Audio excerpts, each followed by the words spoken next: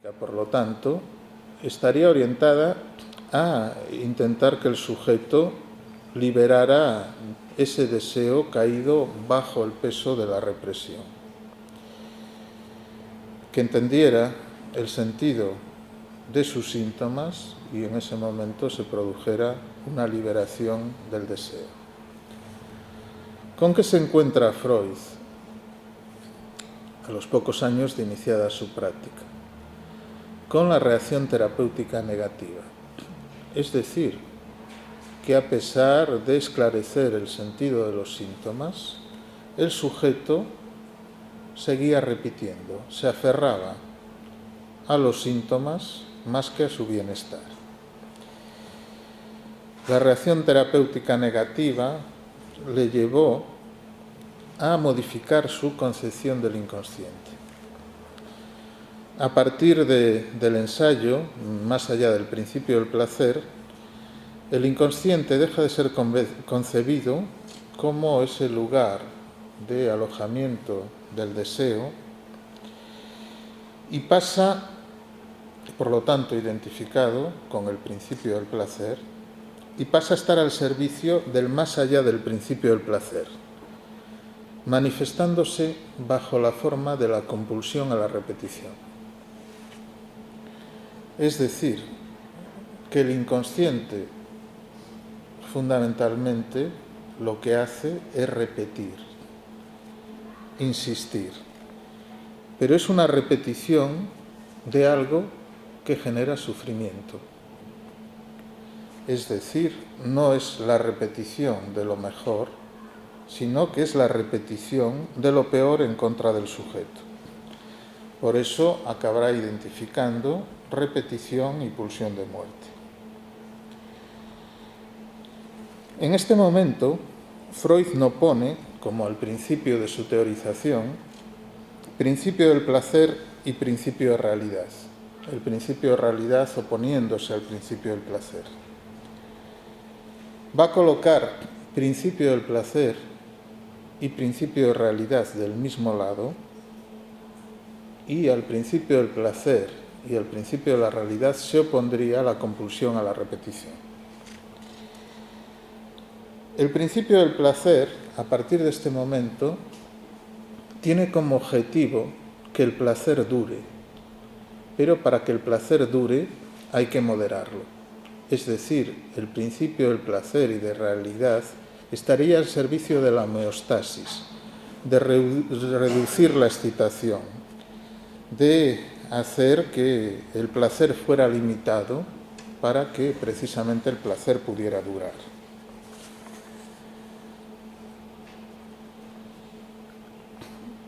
¿Qué es lo que desbarata esta tendencia a la homeostasis? Lo que desbarata esta tendencia a la homeostasis es precisamente la tendencia a ir más allá del principio del placer. Es algo que no es una cuestión que sea ajena a nuestra experiencia cotidiana. El principio del placer haría que nos conformáramos con una copita de vino, pero muchas veces la tendencia es acabarse toda la botella. Es decir, el principio del placer estaría al servicio de que el placer se mantuviera moderándolo. Más allá del principio del placer, lo que se realiza es la pulsión de muerte. Es la otra cara del hedonismo. Como el hedonismo siempre sufre de un cierto empuje a ir más allá del límite en que ya no se realiza como placer, sino como sufrimiento. Que no se realiza ya como placer, sino como un empuje autodestructivo, que lleva a romper el equilibrio. Desde esta concepción del inconsciente, el ideal de armonía se torna un ideal irrealizable. Hay algo en todo sujeto humano que se opone a la armonía, a estar en el nivel de crucero, a reducir la excitación a cero, ni para arriba, ni para abajo, a permanecer tranquilitos. De hecho, la existencia de todas las técnicas de relajación, etcétera, etcétera, lo que vienen a evidenciar es precisamente que hay algo en el sujeto humano que más bien le lleva a no estar relajado. Hay que relajarlo porque la tendencia es al desequilibrio. De algún modo, solo sería posible la armonía si el lenguaje, el discurso, pudiera dominar todo lo pulsional que habita en cada ser humano, cosa que es imposible. Es decir, si el sujeto fuera idéntico al yo. Yo entiendo que fumar es malo, dame un pitillo. Es decir, hay algo que no se deja dominar por el discurso, algo del empuje a la compulsión, a la repetición, algo de lo pulsional que no se subsume en el discurso. Es decir, en términos lacanianos, el lenguaje no es capaz de metaforizar todo el goce. Siempre hay un resto que insiste y que rompe toda ideal, toda posibilidad de equilibrio. En el seminario 11, el seminario sobre los 4 conceptos fundamentales del psicoanálisis, Lacan rescata de Freud 4 de estos conceptos, que va a situar como los fundamentales. Rescata estos 4. Hay otros conceptos en Freud. Está el concepto de identificación, de interpretación, pero no, rescata estos 4 que son inconsciente, repetición, transferencia y pulsión. Pero los organiza por pares. Inconsciente y repetición por un lado y transferencia y pulsión por otro. Cosa sorprendente porque fundamentalmente los postfreudianos habían situado siempre la transferencia ligada a la repetición. Vamos a ver por qué Lacan organiza esto de otro modo.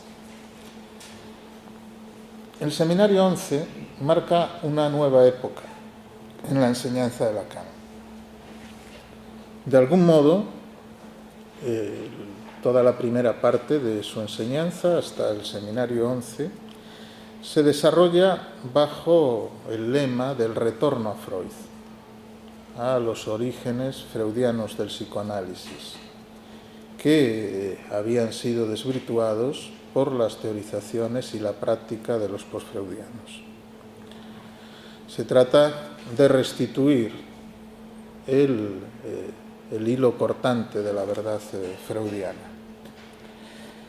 Pero, a partir del seminario 11, podíamos pensar que este retorno a Freud da lugar a una enseñanza específica, radicalmente propia de Lacan. Esto no fue casual, porque el seminario 11 viene al lugar de otro seminario que Lacan tendría que haber dado ese curso. Un seminario que llevaba por título Los nombres del Padre. Pero la víspera en que él inicia este seminario, del que da una sola lección, le es comunicada su excomunión, como él denomina, de la IPA, de la Asociación Internacional de Psicoanálisis. Este es un proceso largo, ahora no voy a detenerme.